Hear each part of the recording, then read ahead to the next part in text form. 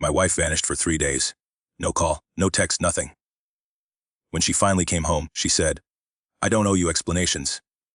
I replied, "You're right." Then I handed her divorce papers and the PI report with photos.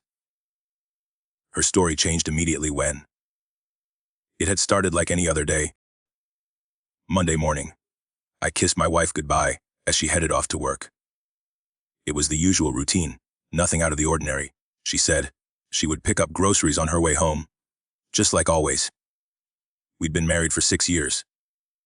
A good marriage, or at least, I thought it was.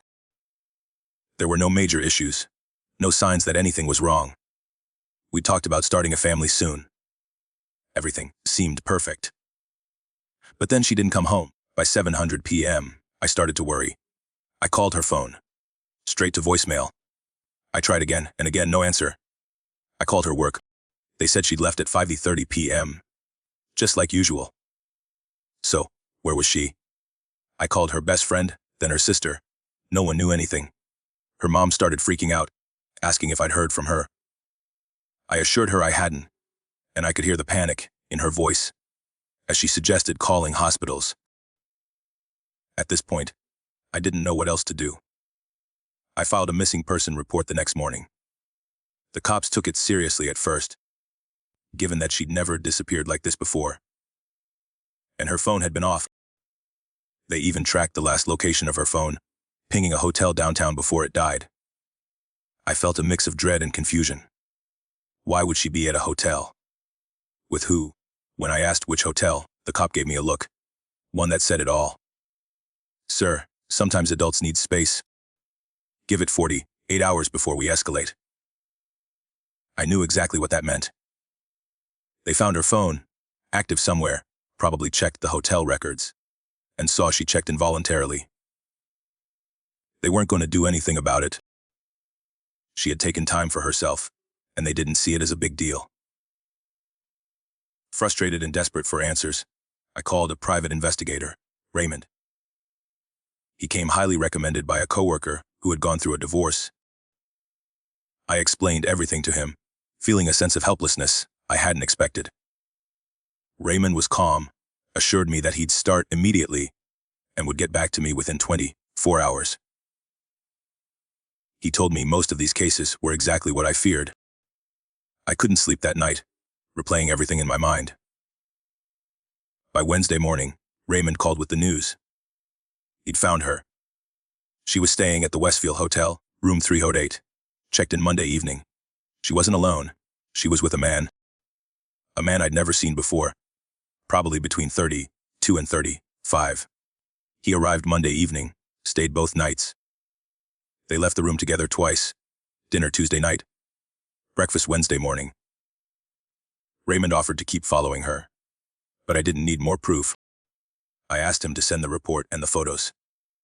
By 5:00 p.m., I had everything, 23 photos of my wife at the hotel. In the photos, she was laughing, holding hands with this man across the dinner table, kissing in the hotel parking lot, and entering the room together. The last photo was timestamped Wednesday at 20:47 p.m., showing them in the lobby with luggage, hugging goodbye. I sat there in stunned silence. My wife, the woman I thought I knew, was having an affair. The betrayal hit me harder than anything I could have imagined. I called Raymond again, asking how quickly he could write up a report. He said he'd have it ready by 5:00 p.m. The evidence was clear, and now I had to decide what to do. I didn't hesitate. I went straight to a divorce attorney. The lawyer reviewed the PI report, the photos, everything. She told me this was a clear-cut case of adultery, and in our state, that would be important for asset division. I bought the house 2 years before we got married. My inheritance money had gone into it, so it was all mine. No joint accounts, just the way we'd arranged when we got married. She smiled at me, and it was the first smile I'd seen all day.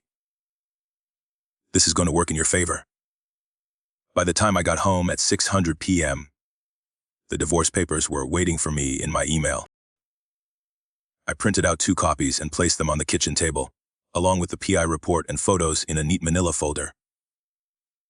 I set them down, And just as I was sitting, I heard the front door open. My wife walked in like nothing had happened, set her purse down, and kicked off her shoes. "Hey," she said casually. "Hey." I replied. I was calm, almost eerily so, but my mind was spinning. I couldn't hold the emotions in any longer. "What's for dinner?" she asked, walking toward the fridge and grabbing a water bottle. I stood up, facing her. "Where were you?" She looked at me, the bottle still in her hand. "I needed some space," she said, defensively. I couldn't believe what I was hearing. 3 days. You just disappeared for 3 days without telling me. Without even a phone call. Her face hardened. "I don't owe you explanations for everything I do. I'm allowed to take some time to myself." I took a deep breath, walked over to the table, and picked up the manila folder. Her eyes followed me, but she didn't seem to understand what was happening. I handed her the papers. Her face shifted when she saw the divorce papers, but she didn't speak. Then she saw the report and the photos. I watched her face go through every emotion, in a matter of seconds: confusion, recognition, shock, and finally panic. She looked up at me, her hands shaking now. "This isn't... You had someone following me." I nodded. "Answers are in the PI report. Page 3 has the hotel details. Page 5 has the timeline. Pages 6 through 8 have all 23 photos." Her breath caught. "Jake, this isn't what it looks like." She glanced up at me, trying to plead, but the words were already leaving my mouth. "I don't owe you explanations either," I said, my voice firm. "Sign the papers. I'm filing tomorrow morning." The silence in the room was thick. My wife stood there, the divorce papers still in her hands, her face pale as she tried to grasp what was happening. I watched her closely, waiting for something. Any sign that she understood the gravity of what she'd done. But nothing came. "Jakey," she whispered, her voice trembling. "This isn't what it looks like." She was shaking, but I wasn't sure if it was from fear or guilt. Either way, I couldn't look at her the same way anymore. The truth was right there in front of her, and I was done pretending. "You don't owe me explanations," I said, repeating her words back to her. She blinked, eyes wide, like she didn't recognize herself in my voice. "Pick up the pen, sign the papers, and we can end this now." She stepped forward, her breath coming faster now, like she was trying to close the distance between us. "Please. Jake, just listen to me. We need to talk about this." I shook my head, holding my ground. "No. There's nothing left to talk about. You've already made your choice." Her hands trembled as she held the papers. I saw her flip through them, the shock on her face shifting to panic. Her fingers brushed over the photos, tracing the edges of the images like she couldn't quite believe them. There we were, captured on film, the woman I'd trusted, the woman I thought I knew, with another man. Kissing, laughing, holding hands. Her face was a mask of disbelief. "You had someone following me?" She looked at me like she was seeing me, for the first time, like she could reconcile. "The man." She'd known with the man standing in front of her now. "Yes," I said simply. "And the photos say it all. You were in that hotel with him, for 2 nights, and you lied about it." I saw her swallow hard, and for a moment, I thought she might actually apologize. But instead, her shoulders sagged, and she muttered, "I didn't mean for this to happen." I wanted to scream at her. I wanted to say that it didn't matter if she meant it or not, that she chose to disappear for 3 days and keep me in the dark. But I didn't. I just stared at her, feeling a deep coldness settle in my chest. "I don't need your excuses," I said, my voice low but firm. "Sign the papers." She glanced at the door, like she was considering leaving, but I wasn't going to let her get away with it. "No, you don't get to run away from this," I continued. "We're done." I watched her mouth open and close, as if she was trying to form the right words, but couldn't find them. "Jakey, please, I'm so sorry," she said, her voice thick with emotion. "It was a mistake. I was confused about everything. About us. But it didn't mean anything. You have to believe me. I couldn't believe her. How could I?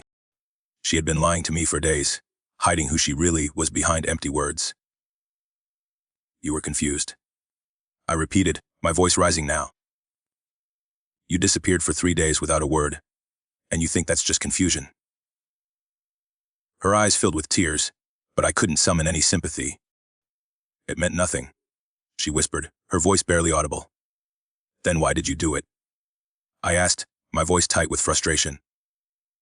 If it meant nothing, why would you hurt me like this? She wiped her eyes, but I could see the guilt behind them. See the realization that she had already crossed, a line she couldn't undo. Please, Jake. I made a mistake. Just let me explain. Let me make it right. I stepped back, shaking my head. Don't insult me more than you already have. 3 days. You checked into a hotel, lied to everyone, and now you expect me to just forgive you. I took a deep breath, steadying myself. If it meant nothing, you wouldn't have gone to that hotel. You wouldn't have kissed him. You wouldn't have spent 2 nights with him. Don't ask me to pretend it was a mistake. I turned away from her, the sound of her crying heavy in the air, but I couldn't stay there. I couldn't watch her crumble. Sign the papers, I said, my voice hard as stone. Or don't. Either way, I'm filing tomorrow morning. She dropped the folder on the counter, and I heard her footsteps, hesitant at first, then quickening as she came toward me. Jake. Please. I love you. It was stupid. I know it was, but I need you to believe me. I'll do anything to fix this. I didn't move. I didn't say anything. I just let the silence hang in the air. And as I heard her voice crack with desperation, I knew it was over. You should probably find somewhere else to stay tonight. I said, my tone icy. She stared at me, wide-eyed. You can't do this, she whispered, shaking her head. I'm not kicking you out, I said, my voice calm now, almost too calm. I'm suggesting you'd be more comfortable elsewhere. But if you stay in the guest room. We're done. She stood there staring at me, as if waiting for me to change my mind. But I didn't. She started crying then, but I couldn't feel for her anymore. I heard her muffled sobs as she walked away. The sound of her phone ringing from downstairs was the last thing I heard before I went upstairs and locked myself in the bedroom. I didn't want to hear her excuses.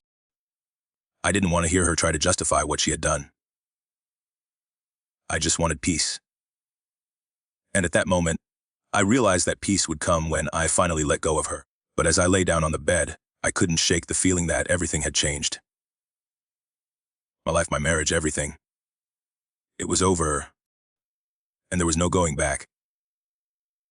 I woke up to the sound of silence. It wasn't the kind of silence that felt peaceful. It was the kind of silence that made everything feel hollow. I hadn't heard her downstairs, hadn't felt the familiar presence of her movements through the house. The house felt bigger now, emptier. I lay in bed, staring at the ceiling, wondering how everything had changed in the span of 24 hours. I kept replaying the night in my head, her eyes, wide and desperate, asking me to believe her. It was a mistake, she'd said, over and over again. But I couldn't believe her anymore. How could I? The truth was right in front of me, in the photos, in the timeline that Raymond had given me. It was all there. My wife, the woman I thought I knew, had been with another man. And now, she was crying in the guest room, calling me every name, but the one she'd promised me when we got married. I didn't want to be the kind of man who held onto a marriage that was built on lies. I didn't want to be the kind of man who begged for scraps of affection when it was clear I deserved more than that. She'd broken the trust, and I was done. At around noon, I heard her car pull into the driveway. The soft hum of the engine seemed louder in the quiet house. It was strange, hearing it after everything that had happened. She had left in the morning, saying she needed some space. But she hadn't come back for hours. Now, she was back, like nothing had changed. I heard the door creak open, and then her footsteps echoed through the house, She was trying to act normal, like the past 2 days hadn't happened. But the tension in the air was palpable, and I could feel her eyes searching for some kind of sign. Anything would tell her. I was still the same man she left behind. I sat at the kitchen table, the divorce papers in front of me. I couldn't look at her. Not yet. I had to be sure to make sure I wasn't just reacting out of hurt. But no matter how hard I tried, I couldn't shake the image of her in that hotel room with him. She walked in, looking at me with that same look she had when we first met, hopeful, eager for things to go back to normal. But there was no normal anymore. Not for us. "Hey," she said, her voice strained, as if she didn't know how to approach me. "What's for dinner?" I looked up slowly. "You didn't answer my question earlier. Where were you?" Her face froze for a second before she glanced at the floor. "I told you. I just needed space." I shook my head. "Space? For 3 days? You could have at least called. You could have texted. You could have let me know you were okay." Her eyes flashed with irritation. "I'm allowed to have time for myself. I don't owe you explanations." Her words hit me like a punch to the gut. I had spent all this time trying to figure out what had gone wrong, what had happened to the woman I married. And now she was telling me that everything, we had all of it, didn't matter. Not enough for her to even care enough to say goodbye. I stood up and walked over to the table. "You're right. You don't owe me explanations." I grabbed the manila folder from the table and handed it to her. "But I don't owe you a marriage either." She froze, staring at the papers in her hand. She opened the folder, and her face went through every emotion. I could think of confusion, recognition, then panic. She flipped through the pages quickly, her breath quickening as she reached the photos. I watched as her fingers trembled. "No," she whispered. "What? You had someone following me." I didn't answer her. The photos were the answer. There was no denying it now. She had been caught. Her voice was barely audible as she tried to explain. "Jake, this isn't what you think." No. I interrupted, my voice cold. "It's exactly what I think. You checked into a hotel with him. You stayed there for 2 nights, kissed him in the parking lot, went inside that room with him. It's all here. In black and white." She stepped back, dropping the folder on the counter, her face flushed with embarrassment. "Please," she said, her voice breaking. "I didn't mean for this to happen." I turned away from her, fighting to keep my emotions in check. "You didn't mean for it to happen. You checked into a hotel with him. You didn't think about me. You didn't think about anything but yourself." Her voice was shaky now. I was confused. I didn't know what to do. I was lost. I looked at her, feeling nothing but disgust. "You were lost. You disappeared for 3 days without telling anyone. You left me in a panic, thinking you were dead somewhere. And now you're telling me you were confused." She tried to step toward me, but I raised my hand to stop her. Don't try to explain this away. I'm done."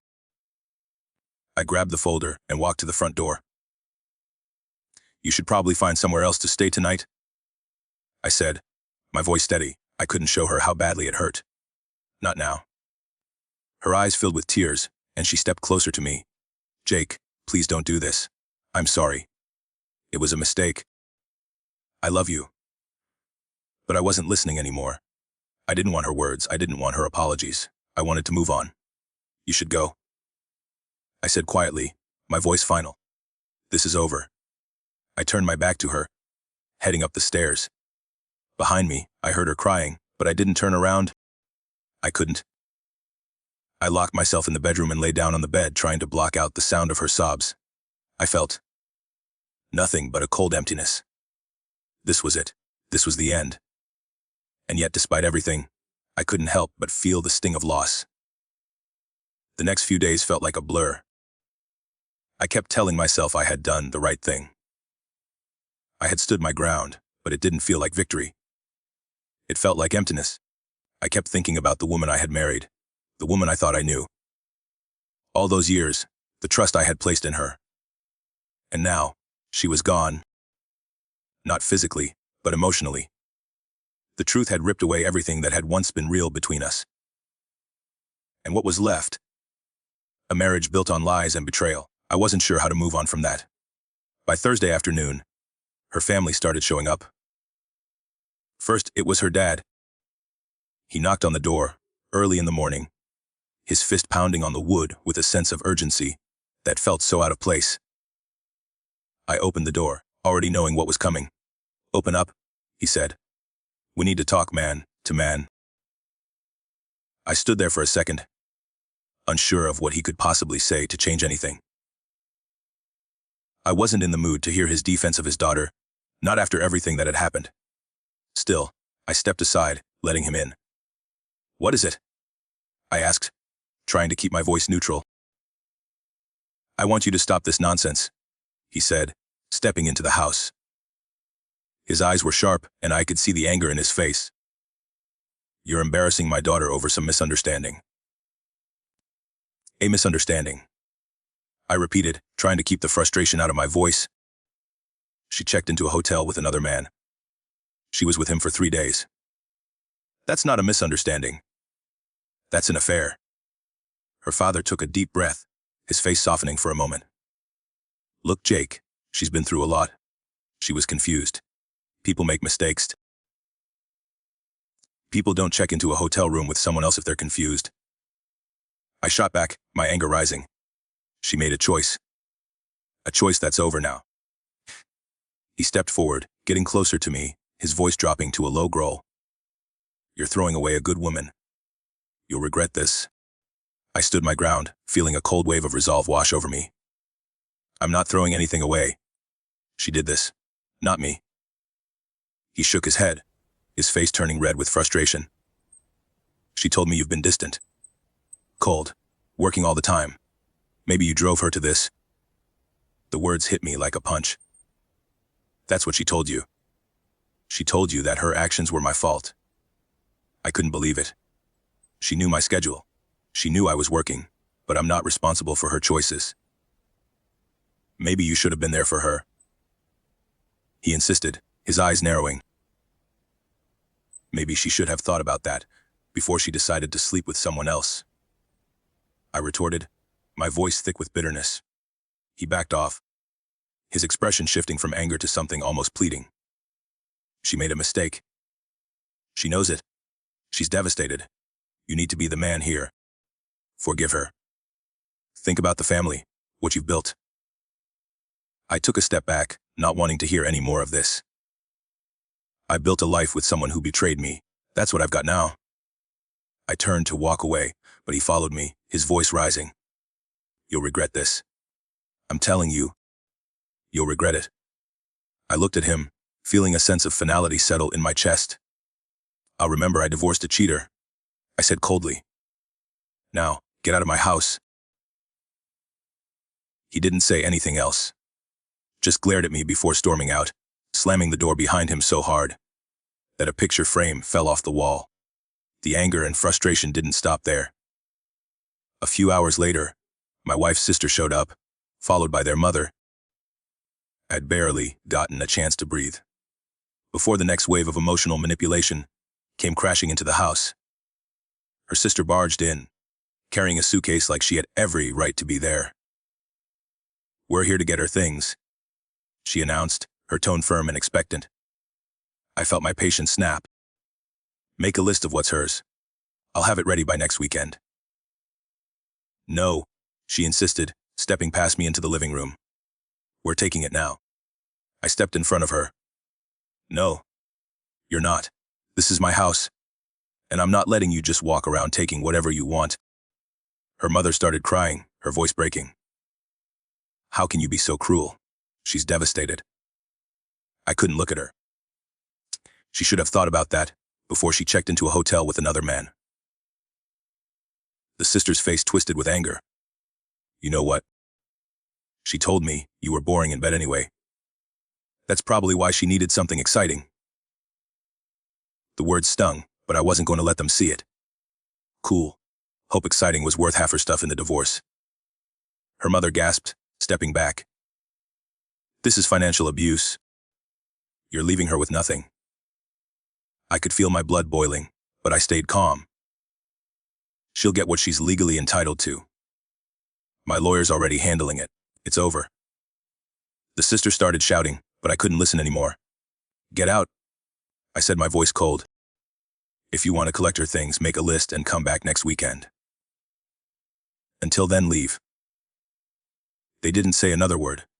They stormed out, screaming about lawyers and judges. I stood there, feeling the weight of their words pressing down on me. But it didn't matter anymore. I had made my decision. The house was mine. The life I'd worked for was mine. That night, I changed the locks again. I wasn't taking any chances. The uncertainty that had followed me these past few days was still there, but I wasn't going to let it control me. I sent the copies of everything to my lawyer, and after a long, sleepless night, I knew the path ahead of me. I couldn't change what had happened, but I could control how I moved forward. And I was ready to do just that. The days blurred together, but the tension never fully left. Every time I walked through the house, the emptiness hit me. The space felt too big without her, and I couldn't shake the feeling of being followed by the memories of what had happened. But the divorce was in motion now, and there was no turning back. The next few days passed in a haze of legal paperwork and phone calls with my lawyer. My mind was still reeling, but at least there was a sense of purpose in what I was doing. Every time I reviewed the divorce papers or spoke to the lawyer, I felt the weight of it, all lifting a little bit more. I was doing what was necessary. I was taking back control. But the reality of it all didn't truly hit until I was served with papers. I remember the knock at the door. I opened it, expecting maybe some more mail, or the delivery of some paperwork related to the divorce. Instead, the woman on the other side handed me a stack of papers, and before I could even process what was happening, she said, "You've been served. It was a restraining order." My wife was claiming that I was threatening and volatile, that she feared for her safety after. I confronted her with the divorce papers and the photos. The audacity was almost too much. I stood there, holding the papers, staring at them for a long time. A restraining order. She was accusing me of harassment when she was the one who had destroyed everything. I couldn't help but laugh, though it wasn't a laugh of amusement. It was the kind of laugh you give when you're too stunned to cry. How could she do this? How could she turn everything around like this, make herself the victim? I called my lawyer immediately. "I've been served with a restraining order," I told him. "She's claiming I'm a danger to her." My lawyer didn't waste time with sympathy. "It's just a tactic. They're trying to discredit you before the court hearing. Don't worry about it. We'll respond accordingly." Still, the idea that she was manipulating everything, the situation, my reputation, the people around us, it didn't sit well with me. But I had no choice but to fight. I couldn't let her win. Not now. The next morning, I found myself in court. It was surreal, sitting there as she sat across from me, her lawyer next to her. She was in tears, playing the part of the innocent, devastated wife. But I wasn't fooled anymore. I knew the truth. I had the evidence, and it was all there, in the PI report. The photos, the timeline. She could lie, but it didn't matter. Her lawyer made his case, painting me as an obsessive, controlling husband who was stalking his wife. He argued that the photos were taken without her consent, trying to make it sound like I was some kind of predator. My lawyer shot him down quickly. Everything was done legally, he said, cool and collected. My client every right to hire a private investigator when his wife disappeared for 3 days without a word. The judge seemed to agree. He looked at the photos, looked at my wife, and then at me. "Mom, your husband hired an investigator after you disappeared for 3 days. The photos clearly show you engaged in what appears to be an extramarital affair. While this is uncomfortable, Nothing about his actions constitutes harassment or stalking. Request denied. The relief that flooded through me was overwhelming. The judge had seen through her lies. For the first time in days, I felt like I had some kind of control again. The legal system had acknowledged the truth, and it was clear that my wife's manipulations wouldn't work here. But as soon as we left the courthouse, it became clear that this wasn't over. Her father, who had tried to manipulate me earlier, wasn't done. He came to my house the next morning, banging on the door like he had the right to be there. I opened the door, already dreading what was coming next. "What the hell are you doing?" he yelled as soon as I opened it. "You're embarrassing my daughter. This has gone far enough." I could already feel the anger rising inside me, but I kept my voice steady. "I'm not embarrassing anyone. She made her choices. I'm just living with the consequences." His face twisted with anger. "You're not being a man about this. You don't throw away your marriage because of one mistake." "It wasn't just one mistake," I said, keeping my voice calm. "She disappeared for 3 days and lied about it. She made her choice. She's devastated." He countered, stepping closer to me. "You should be the one to make it right." I couldn't believe what I was hearing. "I'm not making this right. She did this. Not me, I'm done." He didn't back down. "She's my daughter. You're throwing away everything. You'll regret this." I shook my head. "No, I won't. I don't regret protecting myself from someone who lied to me. That was the last straw. I wasn't going to listen to him anymore. Get out of my house." He glared at me, his fists clenched, but he didn't say anything else. He turned and left, slamming the door behind him, just like his daughter had. As if that wasn't enough, a few days later, my wife's sister came by with their mother. They didn't even knock, they just walked right in, as if they had the right to take whatever they wanted from the house. They didn't even care that it was my house, that my name was on the title and hers wasn't. "I'm here to get her things," her sister said, her voice dripping with entitlement. I stood firm. "Make a list. I'll have it ready by next weekend." Her mother burst into tears. "You're so cruel. How could you do this to her?" "She made her choice," I said flatly, not feeling an ounce of guilt. "She can take what's hers, but not until next week." Kept pushing, trying to guilt-trip me. But I didn't budge. I knew my rights, and I wasn't going to let them walk all over me. Not anymore. They left, but not without a few choice words, screaming about lawyers and judges, and how I'd pay for everything. I just stood there, feeling numb, as I locked the door behind them. That night, I changed the locks. I couldn't risk them coming back. I had to protect myself, my space, and my future. The truth was, I was still hurting, but I was done being manipulated. The worst was over. Now, I just had to focus on moving forward. And I would. The days after the court hearing felt surreal, like I was living in someone else's life. I kept telling myself it was over, that I had made the right decision. But every time I walked through the house, the emptiness was crushing. The silence where her voice used to be, the absence of her presence in every room, it was unbearable. It wasn't just the house that felt empty. It was me too. I had done everything I could to protect myself, to stand my ground. But now that it was over, I felt hollow. The man I had been, the man who loved and trusted, was gone. All that was left was the man who had been betrayed, the man who had to rebuild everything from scratch. Then came the first real shock: her father. He showed up at my door again, just a few days after the court hearing. He knocked, and this time, he didn't waste any time. The anger was still there in his eyes, but now, there was something else. A kind of desperation. "You've got to stop this," he said, his voice low but insistent. I didn't invite him in. I wasn't sure I could stand to hear what he had to say. I'd heard it all before: the guilt, the manipulation. But he barged in anyway, pushing past me.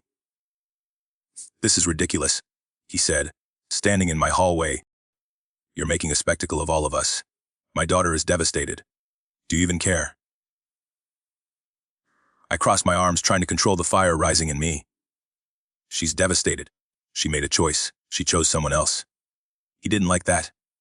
He got closer, his face reddening. This is a mistake. You don't throw everything away over one mistake. Don't you see? She's sorry. She's sorry. I repeated, my voice hard. She's sorry she got caught. She's sorry because her whole life is falling apart. But she's not sorry for what she did. He stood there, looking at me with a mixture of anger and disappointment. You've got to think about what you're doing. Think about the family. Think about her, what you had together. This isn't the way to handle it. I felt my pulse quicken. You want me to let her walk all over me? You want me to forgive her for abandoning me? For turning her back on everything we built? Her father's jaw tightened, and he softened for a moment. I'm asking you to be the man here. To put the past behind you. Give her another chance. I was silent for a moment. I wasn't sure what he expected from me. He was treating this like some small, solvable issue, like it was just a misunderstanding, but it wasn't. It couldn't be. I was beyond the point of fixing things. There was nothing left to fix. Finally, I looked him in the eye and said, I'm done. I'm not going to make the same mistakes she made. She's the one who betrayed me. Not the other way around. Her father's face fell. He took a step back, like my words had struck him. Harder than anything I could have done physically. But there was nothing he could say that would change my mind. Nothing he could say that would change what had already been done. I didn't give him a chance to respond. I turned, walking away, heading straight for the stairs. I'm done here. You can leave now. I called behind me. He didn't argue. He left, just like that, and I was left standing in the hallway, feeling a strange kind of relief. It was over. For real this time. But the peace didn't last long. Later that afternoon, my wife's sister showed up with their mother. I'd expected this. I knew it was coming. They were angry, bitter, and they wanted something. Probably to take the last of her things, even though I'd already told them to make a list. When they walked in, I didn't bother trying to stop them. I didn't want to fight with them anymore. But I wasn't going to make this easy. We're here to take her things, her sister said, her voice dripping with entitlement. We don't need a list. We'll just take what's ours. I felt a wave of frustration, but I controlled it. No, you won't. You'll take what's hers and nothing more. I'll have a list ready by the weekend. But for now, that's all you're getting. Their mother started crying, her voice shaking. How can you be so cruel? She's lost everything because of you. You're going to leave her with nothing. I'm not leaving her with nothing, I said, standing firm. She's going to get what's legally hers, and that's it. The sister glared at me. You're so cold. She deserves better than this. You know what she deserves, I snapped.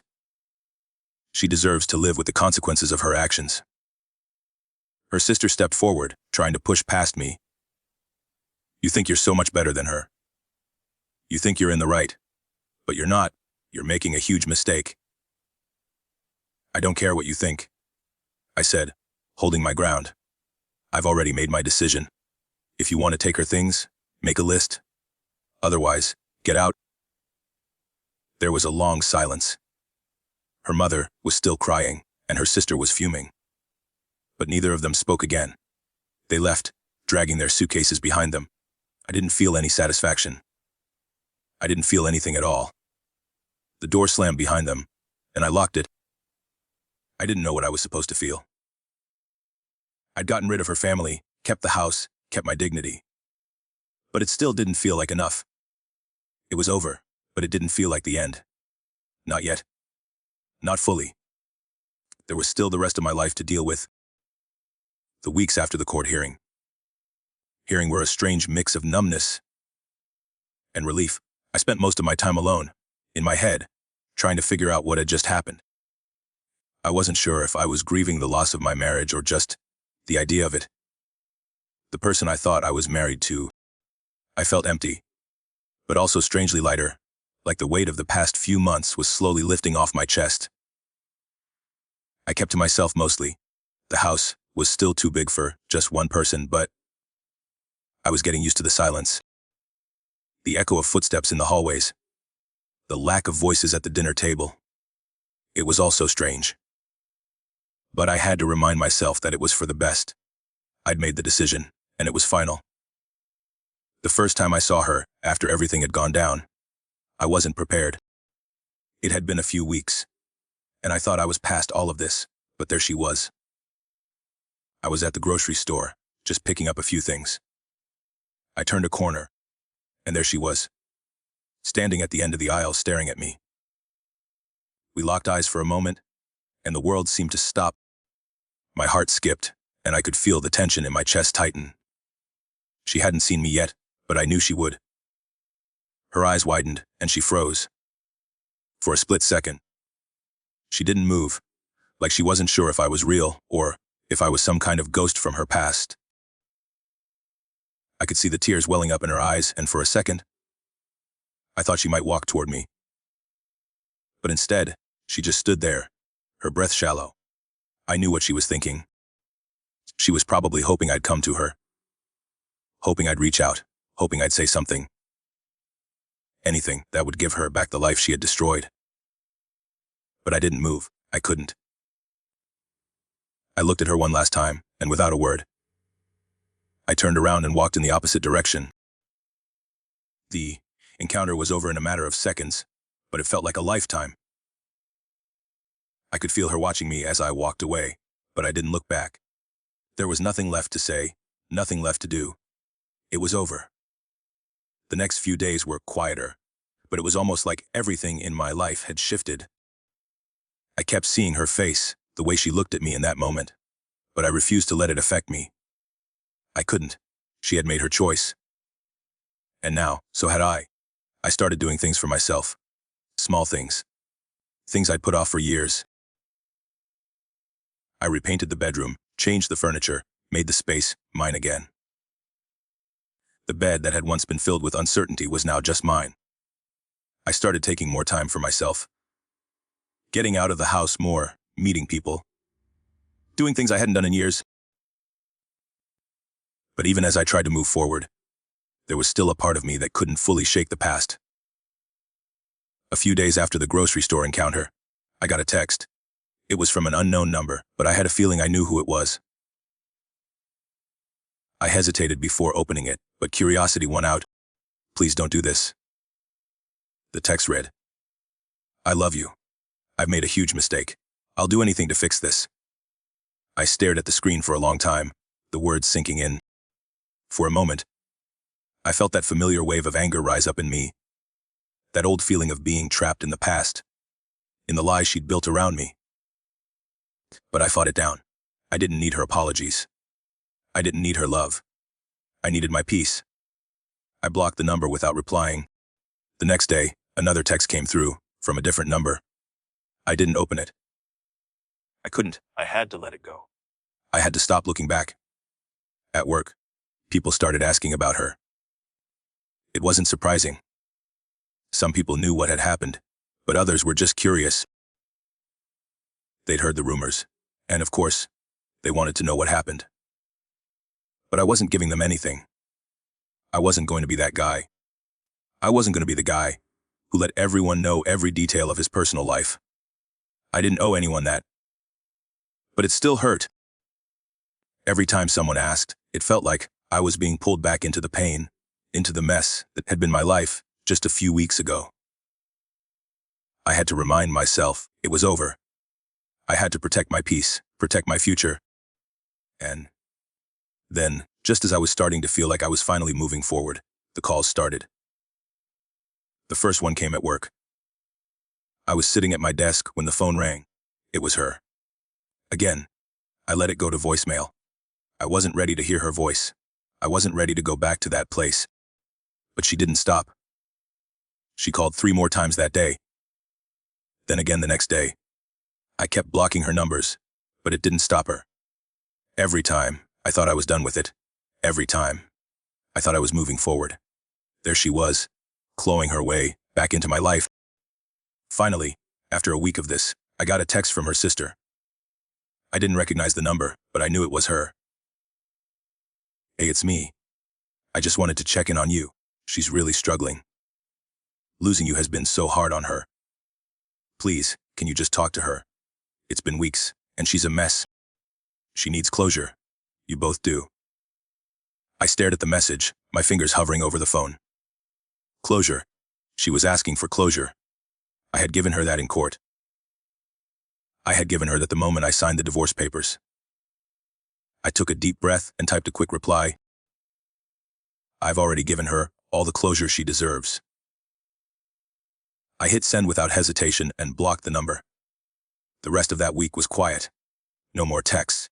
No more calls. I felt a strange calm wash over me, and for the first time in a long while, I felt like I could finally breathe. I had made it. I had survived, and now, I was finally ready to live again. 6 weeks had passed since the divorce was finalized, and life had settled into a strange, new routine. The house was mine, every corner, every room, all of it now completely and unmistakably mine.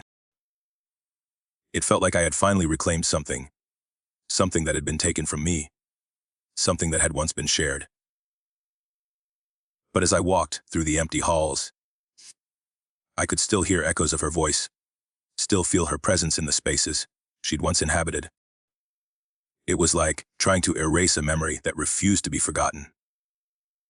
I had changed the locks, replaced the furniture, painted over the walls that held the marks of our years together. And yet, it still wasn't enough to shake off the past completely. There were days when I could feel the weight of it, the emotional hangover from everything I'd been through. But then, there were other days when I'd feel lighter, as if the decision to walk away had finally freed me.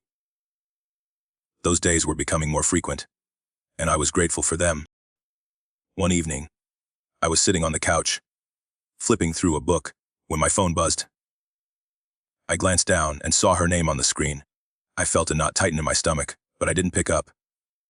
I wasn't going to pick up. Not now. She had tried, in her own way, to reach out after the divorce. Text messages, phone calls, even letters through her lawyer, asking for reconciliation, asking for forgiveness, asking for something, anything that would put us back together. I blocked every number she used. I ignored every message. But now, after all the time that had passed, after all the silence, she was trying again. I stared at the phone, my thumb hovering over the block button again. But something made me pause. It wasn't the desire to hear her out. It wasn't the longing for things to go back to normal. It was curiosity, a twisted curiosity, that made me pick up the phone and swipe to answer. "Jake." Her voice came through, shaky but clear. "Can we talk?" I didn't say anything right away. I hadn't spoken to her since the day we signed the papers. There was nothing left to say. And yet here she was, trying to force something from the ruins of what we had built. "What do you want?" I asked, my voice surprisingly calm. I didn't recognize it as my own. It was distant, detached. I need to talk to you," she said, the words tumbling out like she had rehearsed them 100 times. "I can't keep doing this, Jake. I need closure. You don't understand. I don't know what to do anymore." The word, closure, hit me hard. She still didn't get it. She still didn't understand that closure wasn't something I owed her. Closure was something I had already given her. I had given her the divorce papers. I had given her the truth. What more did she need? "You had your chance," I said, my voice rising just a little. "You had your chance when you chose him over me. You had your chance when you walked out that door. It's done. It's over." There was silence on the other end of the line. For a long moment, neither of us said anything. I could feel her, though. Just on the other side of the call, trying to reach me, trying to pull me back into the mess we'd made together. "I still love you," she said, the words slipping out before she could stop them. I never stopped. I don't know what happened to us. Please, Jake, I'm begging you. Can't we just talk about it? I squeezed my eyes shut, feeling the familiar ache of betrayal rise again, but I didn't give in. I said, we're done. I'm done. You don't get to keep coming back into my life whenever it's convenient for you. You made your choice. I'm living with mine. Her breath hitched on the other end, and for a second, I almost felt bad. But then I remembered everything she'd done, everything she'd taken from me, and I didn't feel bad anymore. I've moved on. I added, more for myself than for her. You need to move on too. I didn't wait for her to respond. I didn't need to hear it. I didn't need her apologies, her tears, or her pleas. I was done. I hung up the phone without another word, not looking back. The silence that followed felt heavier than it should have. But it was different this time. It wasn't the heavy silence of regret or second guessing. It was the silence of finality, of closure, on my terms. I stood up and walked to the window, looking out at the city skyline. It was a quiet evening. The world outside was moving on, and so was I. A few days later, I heard from her sister. I'd expected it. But when I saw the name on my phone again, I didn't pick up. I didn't even glance at the message. There was no need. I had moved on, and that was something I wasn't going to apologize for. I realized, in that moment, that the worst was over. The divorce was finalized. The house was mine. My life was mine again. And the woman who had once shared it with me was a part of my past now. A part of me that I could leave behind. I went to the kitchen, poured myself a drink, and sat down at the table. The room around me felt more like home than it ever had. I wasn't just sitting in a house anymore. I was sitting in my life, my future. It felt good. I had learned a lot through this whole experience. Trust, love, and the painful reality of how easily they could both be broken. But more than anything, I learned how to stand up for myself. How to choose myself. And in doing so, I had finally freed myself from the chains that had held me for so long.